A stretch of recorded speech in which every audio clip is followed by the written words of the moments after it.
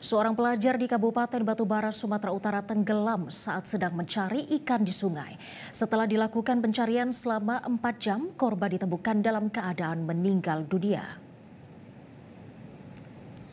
Menerima laporan adanya seorang pelajar yang tenggelam, petugas Badan Penanggulangan Bencana Daerah atau BPBD Kabupaten Batubara dibantu puluhan warga langsung melakukan pencarian korban bernama Syafrizal, usia 16 tahun pada Minggu 2 Maret pada sore lalu.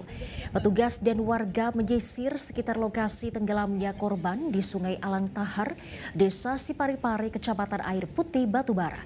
Peristiwa bermula saat korban bersama seorang temannya sedang menunggu waktu berbuka puasa sambil mencari ikan di sungai. Saat berada di tengah sungai, keduanya terperosok ke area penambangan pasir. Namun teman korban berhasil menyelamatkan diri.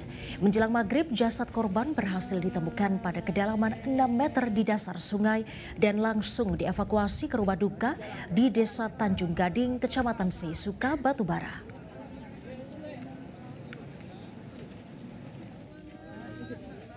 Pukul 3 sore kita dapat laporan bahwasanya ada 2 warga yang beraktivitas mencari ikan, kemudian tenggelam, 1 berhasil diselamatkan. Itu kita terima laporan, Pak, ada kebutuhan personel kita yang memang berlokasi di sekitar sini langsung turun. Kemudian kita juga lagi menunggu bantuan dari teman-teman, yaitu perahu, Pak, untuk pencarian.